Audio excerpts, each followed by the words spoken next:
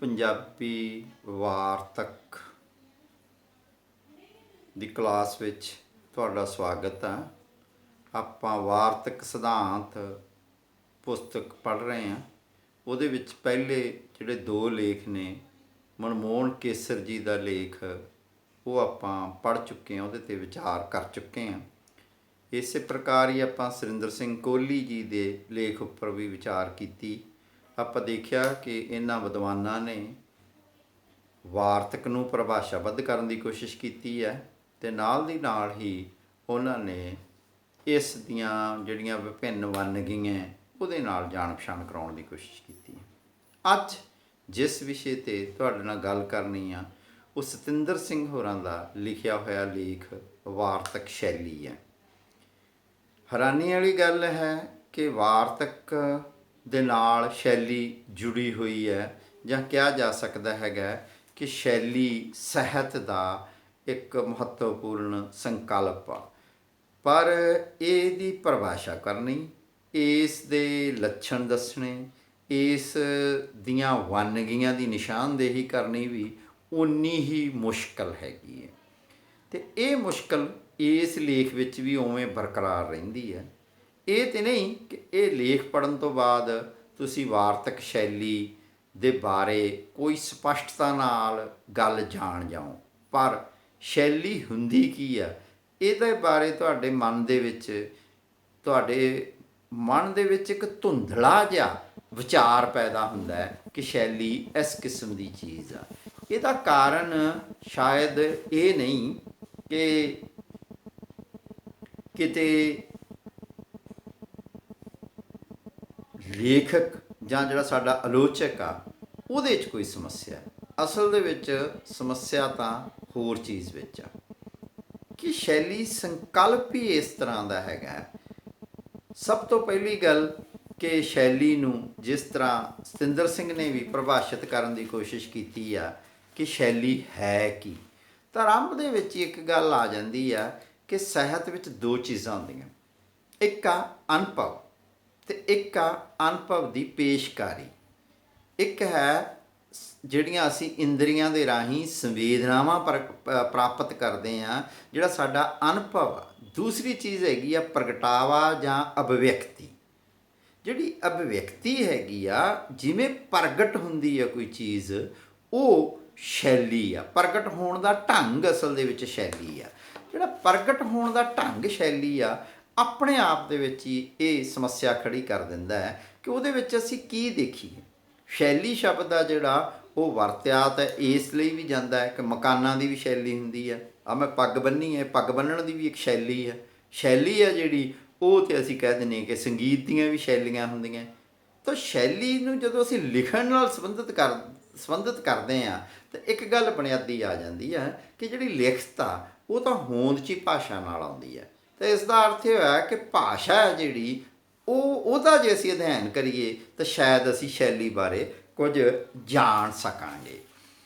ਤਾਂ ਸ਼ੈਲੀ ਦੀ ਜਿਹੜੀ ਅਗਲੀ ਗੱਲ ਹੈਗੀ ਹੈ ਕਿ ਸੰਸਕ੍ਰਿਤ ਦੇ ਵਿੱਚ ਸ਼ੈਲੀ ਹੈ ਜਿਹੜੀ ਅਸ਼ੀਲ ਧਾਤੂ ਤੋਂ ਬਣੀ ਹੈ ਕਿ ਕੋਈ ਕੰਮ ਕਰਿਆ ਕਿਵੇਂ ਜਾਂਦਾ, ਕੰਮ ਕਰਨ ਦਾ ਢੰਗ। ਅਤੇ ਅੰਗਰੇਜ਼ੀ 'ਚ ਜਿਹੜਾ ਸਟਾਈਲ ਆ ਉਹਦਾ ਇੱਕ ਅਰਥ ਆ ਜਿਹੜਾ ਉਹ ਕਲਮ ਵੀ ਹੈਗਾ। ਮੋਟੇ ਤੌਰ 'ਤੇ ਸਾਰੇ ਹੀ ਬੰਦੇ ਮੰਨਦੇ ਆ ਕਿ ਸ਼ੈਲੀ ਆ ਜਿਹੜੀ ਸਾਹਿਤ ਵਿੱਚ ਜਦੋਂ ਸ਼ੈਲੀ ਕਿਹਾ ਜਾਂਦਾ ਹੈ ਤਾਂ ਉਦੋਂ ਇਹ ਭਾਸ਼ਾ ਦਾ ਕੋਈ ਗੁਣ ਕਿ ਵਿਚਾਰ ਜਾਂ ਭਾਵਨਾਵਾਂ ਨੂੰ ਲੇਖਕ ਨੇ ਪ੍ਰਗਟ ਕਿਵੇਂ ਕੀਤਾ, ਇਹ ਸ਼ੈਲੀ ਹੈਗੀ। ਹੁਣ ਸ਼ੈਲੀ ਨੂੰ ਪਰਿਭਾਸ਼ਾਬੱਧ ਕਰਨਾ ਇਸ ਕਰਕੇ ਵੀ ਔਖਾ ਹੈ ਕਿ ਇੱਕ ਪਾਸੇ ਤਾਂ ਜਿਹੜੀ ਸ਼ੈਲੀ ਹੈਗੀ ਆ ਉਹ ਪੱਛਮੀ ਸਾਹਿਤਕ ਪਰੰਪਰਾ ਦੇ ਵਿੱਚ, ਪੱਛਮੀ ਦਾਰਸ਼ਨਿਕ ਪਰੰਪਰਾ ਦੇ ਵਿੱਚ ਵੀ ਉਹ ਅਰਥ ਰੱਖਦੀ ਹੈ ਅਤੇ ਉਹਦੀ ਜੜ੍ਹਾਂ ਜਿਹੜੀਆਂ ਉਹ ਅਰਸਤੂ ਤੱਕ ਜਾਂਦੀਆਂ।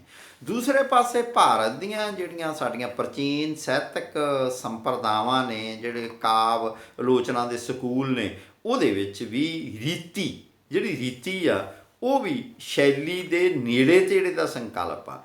ਪਰ ਭਾਰਤੀ ਜਿਹੜੀ ਰੀਤੀ ਆ ਉਹ ਅੰਗਰੇਜ਼ੀ ਸ਼ੈਲੀ ਤੋਂ ਥੋੜ੍ਹੀ ਜਿਹੀ ਵੱਖਰੀ ਵੀ ਹੈਗੀ। ਉਹ ਵੱਖਰਤਾ ਬਾਰੇ ਵੀ ਗੱਲ ਆਪਾਂ ਬਾਅਦ ਦੇ ਵਿੱਚ ਕਰਾਂਗੇ ਜਾਂ ਸਾਨੂੰ ਕਰਨੀ ਚਾਹੀਦੀ ਹੈ। ਅਸਲ ਦੇ ਵਿੱਚ ਸ਼ੈਲੀ ਨੂੰ ਇੱਕ ਪਾਸੇ ਤਾਂ ਜੋੜਿਆ ਜਾਂਦਾ ਹੈ ਕਿ ਸ਼ੈਲੀ ਹੈ ਜਿਹੜੀ ਇਹ ਰਿਚਰਡਸ ਤਾਂ ਇਹ ਕਹਿੰਦਾ ਕਿ ਇਹਦੀ ਨਾ ਵਸਤੂ ਮੁੱਖ ਵਿਆਖਿਆ ਨਹੀਂ ਕੀਤੀ ਜਾ ਸਕਦੀ, ਇਹ ਤਾਂ ਮਨੋਵਿਗਿਆਨਕ ਵਿਆਖਿਆ ਹੀ ਕੀਤੀ ਜਾ ਸਕਦੀ ਹੈ। ਸ਼ੈਲੀ ਹੈ ਜਿਹੜਾ ਇਹਨੂੰ ਜ਼ਿਆਦਾਤਰ ਜੋੜਿਆ ਜਾਂਦਾ ਹੈ ਕਿ ਲੇਖਕ ਦਾ ਤਾਂ ਵਿਅਕਤੀਗਤ ਪ੍ਰਗਟਾਓ ਢੰਗ ਹੈ, ਕਿ ਬੰਦਾ ਪ੍ਰਗਟ ਕਿਵੇਂ ਕਰਦਾ, ਇਹ ਵਿਅਕਤੀ ਨਾਲ ਜੋੜਿਆ ਜਾਂਦਾ ਹੈ। ਇੱਥੋਂ ਤੱਕ ਕਿ ਸ਼ੈਲੀ ਨੂੰ ਪਰਿਭਾਸ਼ਾਬੱਧ ਕਰਦਿਆਂ ਜਿਹੜਾ ਅਲੈਗਜ਼ੈਂਡਰ ਆ ਪੋਪ, ਉਹਨੇ ਤਾਂ ਕਹਿਤਾ ਕਿ ਇਹ ਵਿਚਾਰਾਂ ਦੀ ਪੋਸ਼ਾਕ ਆ, ਵਿਚਾਰਾਂ ਦੀ ਪੋਸ਼ਾਕ ਆ। ਯਾਨੀ ਇਹ ਕੋਈ ਬਾਹਰੀ ਚੀਜ਼ ਹੈ ਕਿ ਵਿਚਾਰ ਆ ਜਿਹੜਾ ਤੱਤ ਆ ਜਾਂ ਅੰਦਰੂਨੀ ਚੀਜ਼ ਆ, ਉਹਦੇ ਬਾਹਰੀ ਜਿਹੜੀ ਪੋਸ਼ਾਕ ਆ ਉਹ ਇਹਨੇ ਕਹਿ ਦਿੱਤੀ। ਪਰ ਕਾਰਲਾਈਲ ਕਹਿੰਦਾ ਕਿ ਨਹੀਂ, style is not the coat of writer but the skin. ਉਹਨੇ ਕਿਹਾ ਕਿ ਬਾਹਰੀ ਕੱਪੜਾ ਨਹੀਂ, ਇਹ ਤੇ ਭਾਈ ਚਮੜੀ ਆ, ਇਹ ਤਾਂ ਸਰੀਰ ਹੀ ਆ, ਜਿਵੇਂ ਸਾਨੂੰ ਦਿਖਦਾ ਹੈ ਇਹ ਸਰੀਰ ਹੀ ਆ। ਇਹ ਇਸ ਕਰਕੇ ਕਿ ਇੱਕ ਬੜਾ ਪ੍ਰਸਿੱਧ ਕਥਨ ਹੈਗਾ ਬਫਨ ਦਾ, ਬਹੁਤ ਮਸ਼ਹੂਰ ਹੋਇਆ ਕਿ style is the man himself, ਕਿ ਵਿਅਕਤੀ ਦੀ, ਹਰ ਵਿਅਕਤੀ ਹੀ ਸ਼ੈਲੀ ਹੈ ਜਾਂ ਵਿਅਕਤੀ ਦੀ ਇੱਕ ਸ਼ੈਲੀ ਹੁੰਦੀ ਹੈ। ਪਰ ਇਹ ਸ਼ੈਲੀ ਦਾ ਇੱਕ ਰੂਪ ਆ ਕਿ ਜਿਹੜਾ ਅਸੀਂ ਵਿਅਕਤੀ ਨਾਲ ਜੋੜਦੇ ਹਾਂ, ਕਿ ਸ਼ੈਲੀ ਹੈ ਜਿਹੜੀ, ਜਿਵੇਂ ਅਸੀਂ ਕਹਿੰਦੇ ਹਾਂ ਕਿ ਸ਼ੈਲੀ ਕੀ ਹੈ। ਇੱਕ ਆਮ ਅਸੀਂ ਉਦਾਹਰਣ ਲੈਂਦੇ ਹਾਂ ਕਿ ਕੋਈ ਵੀ ਨਾ, ਤੁਸੀਂ ਕਿਤਾਬ ਦਾ ਕਈ ਵਾਰ ਅੱਗਾ ਪਿੱਛਾ ਫਟ ਜਾਂਦਾ, ਪਰ ਫਿਰ ਵੀ ਤੁਸੀਂ ਕੋਈ ਲੇਖ ਪੜ੍ਹਦਿਆਂ ਮਹਿਸੂਸ ਕਰ ਲੈਂਦੇ ਕਿ ਕਿਹਦੀ ਹੋ ਸਕਦੀ ਹੈ। ਨਿਸ਼ਚੇ ਹੀ ਜਿਹੜੇ ਬੰਦੇ ਅਸੀਂ ਵਾਰਤਕ ਨੂੰ ਪੜ੍ਹਦੇ ਹਾਂ, ਭਾਵਾਂ ਉੱਤੇ ਨਾਂ ਵੀ ਲਿਖਿਆ ਹੋਵੇ, ਫਿਰ ਵੀ ਜੇ ਇੱਕ ਕਿਤਾਬ ਪੂਰਨ ਸਿੰਘ ਦੀ ਆ ਅਤੇ ਇੱਕ ਕਿਤਾਬ ਗੁਰਬਖਸ਼ ਸਿੰਘ ਦੀ ਆ, ਜਦੋਂ ਹੀ ਅਸੀਂ ਕੁਛ ਪੈਰਾ ਪੜ੍ਹਾਂਗੇ ਜਾਂ 2 ਪੰਨੇ ਪੜ੍ਹਾਂਗੇ ਤਾਂ ਸਾਨੂੰ ਪਤਾ ਲੱਗ ਜੂ ਕਿ ਇਹ ਤਾਂ ਗੁਰਬਖਸ਼ ਸਿੰਘ ਦੀ ਕਿਤਾਬ ਆ, ਪਤਾ ਲੱਗ ਜੂ ਕਿ ਇਹ ਤਾਂ ਭਾਈ ਲੱਗਦਾ ਹੈ ਕਿ ਪੂਰਨ ਸਿੰਘ ਦੀ ਸ਼ੈਲੀ ਹੈ। ਇਹਦਾ ਮਤਲਬ ਸ਼ੈਲੀ ਵਿਅਕਤੀ ਨਾਲ ਜੁੜੀ ਹੋਈ ਹੈ। ਦੂਜਾ ਜਿਹੜਾ ਢੰਗ ਹੈਗਾ ਕਿ ਨਹੀਂ, ਸ਼ੈਲੀ ਵਿਅਕਤੀ ਨਾਲ ਜੋੜਨ ਦੀ ਬਜਾਏ ਕਹਿੰਦੇ ਕਿ ਸ਼ੈਲੀ ਹੈ ਜਿਹੜੀ, ਇਹ ਵਿਅਕਤੀ ਦੀ ਤਕਨੀਕ ਆ। ਤਾਂ ਉੱਥੇ ਕਿਹਾ ਗਿਆ ਕਿ ਫਿਰ ਤਕਨੀਕ ਆ ਅਤੇ ਫਿਰ ਕੀ ਆ, ਉਹ ਕਹਿੰਦੇ ਫਿਰ ਸ਼ੈਲੀ 2 ਚੀਜ਼ਾਂ 'ਚੋਂ ਬਣਦੀ ਆ। ਇੱਕ ਤਾਂ ਬਣਦੀ ਆ ਉਹਦੀ ਭਾਸ਼ਾਈ, ਜਿਹੜਾ ਉਹਦਾ ਰੂਪ ਆ, ਉਹ ਕਿਵੇਂ ਸ਼ਬਦਾਂ ਨੂੰ ਚੁਣਦਾ, ਕਿਵੇਂ ਉਹ ਜੋੜਦਾ, ਵਾਕ ਕਿਵੇਂ ਬਣਾਉਂਦਾ, ਵਿਸ਼ਰਾਮ ਚਿੰਨ੍ਹਾਂ ਦੀ ਵਰਤੋਂ ਕਿਵੇਂ ਕਰਦਾ। ਇੱਕ ਤਾਂ ਉਹਦਾ ਇਹ ਰੂਪ ਹੈਗਾ, ਇਸ ਢੰਗ ਨਾਲ ਉਹ ਦੱਸਦਾ। ਦੂਜਾ ਜਿਹੜਾ ਰੂਪ ਮੰਨਿਆ ਜਾਂਦਾ, ਉਹ ਇਹ ਮੰਨਿਆ ਜਾਂਦਾ ਕਿ ਨਹੀਂ, ਸਿਰਫ ਇੰਨੀ ਗੱਲ ਨਹੀਂ, ਸਗੋਂ ਇਸ ਤੋਂ ਅੱਗੇ ਗੱਲ ਜਾਂਦੀ ਆ। ਉਹ ਅੱਗੇ ਜਾਂਦੀ ਹੈ ਕਿ ਵਸਤੂਨਿਸ਼ਟ ਰੂਪ ਨਹੀਂ ਗਾ, ਸਿਰਫ ਇਹ ਵਿਅਕਤੀ ਦਾ ਅਭਿਵਿਅਕਤੀ ਦਾ ਤਰੀਕਾ ਹੈ। ਤਾਂ ਉਹਦੇ ਵਿੱਚ ਨਾ ਫਿਰ ਸ਼ਬਦ ਵਰਤਿਆ ਗਿਆ ਕਿ ਜੇ ਤਾਂ ਵਿਆਕਰਣਕ ਤੌਰ 'ਤੇ ਪਰਖਣਾ ਤਾਂ ਉਹ ਕੰਪੋਜੀਸ਼ਨ ਆ, ਅਤੇ ਜੇ ਵਿਆਕਰਣਕ ਤੌਰ 'ਤੇ ਨਹੀਂ ਪਰਖਣਾ, ਸਗੋਂ ਉਸ ਨੂੰ ਕਲਾਤਮਕ ਪੱਖੋਂ ਸੰਗਠਿਤ ਕਿਵੇਂ ਹੋਇਆ ਇਹ ਦੇਖਣਾ, ਤਾਂ ਰੈਟੋਰਿਕ ਆ, ਉਹ ਭਾਸ਼ਣ ਦੇ ਨੇੜੇ ਆ ਜਾਂ ਸੰਭਾਸ਼ਣ ਦੇ ਨੇੜੇ ਆ। ਅਤੇ ਲਿਖਤ ਦੇ ਵਿੱਚ ਜਦੋਂ ਅਸੀਂ ਰੈਟੋਰਿਕ ਦੀ ਗੱਲ ਕਰਦੇ ਹਾਂ ਤਾਂ ਉਹਦਾ ਭਾਵ ਇਹ ਹੈ ਕਿ ਵਿਅਕਤੀ ਨੇ ਵਿਚਾਰਾਂ ਨੂੰ ਪ੍ਰਗਟ ਕਿਸ ਰੂਪ ਵਿੱਚ ਕੀਤਾ। ਤਾਂ ਇਹ ਸ਼ੈਲੀ ਬਾਰੇ ਕੁਝ ਵਿਚਾਰ ਨੇ, ਪਰ ਇਹ ਸ਼ੈਲੀ ਬਾਰੇ ਹਜੇ ਅਧੂਰੇ ਵਿਚਾਰ ਨੇ। ਇਸ ਤੋਂ ਆਪਾਂ ਇਹ ਕੁਛ ਅੰਦਾਜ਼ਾ ਲਾ ਸਕਦੇ ਹਾਂ ਕਿ ਸ਼ੈਲੀ ਕੀ ਹੈਗੀ ਹੈ, ਪਰ ਸਾਨੂੰ ਸ਼ੈਲੀ ਬਾਰੇ ਜਾਣਨ ਲਈ ਇਸ ਤੋਂ ਅੱਗੇ ਜਾਣਾ ਪਊਗਾ ਕਿ ਸ਼ੈਲੀ ਨਿੱਜੀ ਵੀ ਆ, ਸ਼ੈਲੀ ਅਨਿੱਜੀ ਵੀ ਆ, ਸ਼ੈਲੀ ਆ ਜਿਹੜੀ ਉਹ ਕੰਪੋਜੀਸ਼ਨ ਵੀ ਆ, ਅਤੇ ਸ਼ੈਲੀ ਆ ਜਿਹੜੀ ਉਹ ਭਾਸ਼ਕ ਜੁਗਤਾਂ ਦੇ ਉੱਤੇ ਵੀ ਆਧਾਰਿਤ ਹੈਗੀ ਆ। ਜਦੋਂ ਅਸੀਂ ਗੱਲ ਕਰਦੇ ਹਾਂ ਰਫਰੈਤਰੇ ਦੀ, ਤਾਂ ਰਫਰੈਤਰੇ ਕਹਿੰਦਾ ਕਿ ਸ਼ੈਲੀ ਕੀ ਆ, ਕਿ ਉਹ ਕਹਿੰਦਾ ਕਿ ਇਹ ਭਾਸ਼ਕ ਜਿਹੜੀ ਸਾਡੇ ਕੋਲ ਸਟਰਕਚਰ ਆ, ਜਿਹੜੀ ਭਾਸ਼ਾ ਦੀ ਬਣਤਰ ਆ, ਉਹਦੇ ਵਿੱਚੋਂ ਸੂਚਨਾ ਤਾਂ ਪ੍ਰਾਪਤ ਹੁੰਦੀ ਆ, ਸੂਚਨਾ ਦੇ ਨਾਲ ਸਾਨੂੰ ਬਲ ਵੀ ਮਿਲਦਾ ਅਤੇ ਸੋਝ ਵੀ ਮਿਲਦਾ। ਕਹਿੰਦਾ ਇਹ ਸੋਝ ਨੂੰ ਜਿਹੜਾ ਪੱਖ ਆ, ਇਹ ਅਸਲ ਦੇ ਵਿੱਚ ਸ਼ੈਲੀ ਹੈ।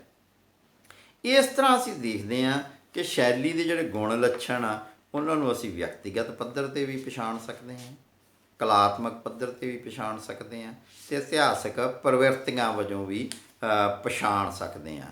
ਇਹਨਾਂ ਕੁਝ ਮਸਲਿਆਂ 'ਤੇ ਗੱਲ ਆਪਾਂ ਅੱਗੇ ਕਰੀਏ ਤਾਂ ਜਿਹੜਾ ਭਾਰਤੀ ਢੰਗ ਹੈਗਾ, ਉਹ ਇਹਨੂੰ ਮਧੁਰਤਾ, ਓਜ ਅਤੇ ਪ੍ਰਸਾਦ ਨਾਲ ਦੇਖਦਾ। ਅਤੇ ਜਦੋਂ ਉਹ ਮਧੁਰਤਾ ਕਹਿੰਦਾ ਕਿ ਉਹ ਜਿਹੜਾ ਰਸ ਪੈਦਾ ਕਰੇ, ਉਹ ਜਿਹੜਾ ਪਾਠਕ ਦੇ ਮਨ ਨੂੰ ਪਿਘਲਾ ਦੇ, ਮਧੁਰਤਾ ਉਹ ਕਿ ਜਿਹਦੇ ਵਿੱਚ ਕੋਮਲ ਅੱਖਰ ਵਰਤੇ ਜਾਣ, ਕੋਮਲ ਸਵਰਾਂ ਦੀ ਵਰਤੋਂ ਕੀਤੀ ਜਾਵੇ, ਕੋਮਲ ਧੁਨੀਆਂ ਦੀ ਵਰਤੋਂ ਕੀਤੀ ਜਾਵੇ, ਓਜ ਉਹ ਕਿ ਜਿਹਦੇ ਨਾਲ ਉਤਸ਼ਾਹ ਜਾਗੇ। ਤਾਂ ਜੇ ਪਹਿਲਾ ਸ਼ਿੰਗਾਰ ਰਸ ਨਾਲ ਸੰਬੰਧਿਤ ਤਾਂ ਮਧੁਰਤਾ, ਤਾਂ ਓਜ ਆ ਜਿਹੜੀ ਉਹ ਕਿਹਾ ਜਾ ਸਕਦਾ ਹੈ ਕਿ ਵੀਰ ਰਸ ਦੀ ਪ੍ਰਗਟ ਕਰਦੀ ਹੈ।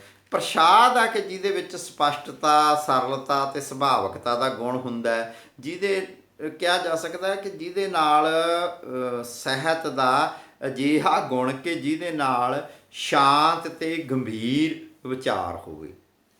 ਇਹ ਹੁਣ ਭਾਰਤੀ ਢੰਗ ਆ ਵੰਡਣ ਦਾ। ਤਾਂ ਦੇਖਦੇ ਹਾਂ ਅਸੀਂ ਕਿ ਹਰ ਯੁੱਗ ਵਿੱਚ ਸ਼ੈਲੀ ਨੂੰ ਪਰਿਭਾਸ਼ਿਤ ਕਰਨ ਨੂੰ ਤੇ ਉਹਦੇ ਤੱਤਾਂ ਦਾ ਅੰਗ ਨਿਖੇੜ ਕਰਨ ਲਈ ਪੱਛਮ ਦੇ ਵਿੱਚ ਵੀ ਪਰਿਭਾਸ਼ਾ ਬਦਲਦੀ ਰਹੀ, ਉਹਦੇ ਤੱਤ ਬਦਲਦੇ ਰਹੇ ਤੇ ਉਸ ਪ੍ਰਤੀ ਸਮਝ ਬਦਲਦੀ ਰਹੀ।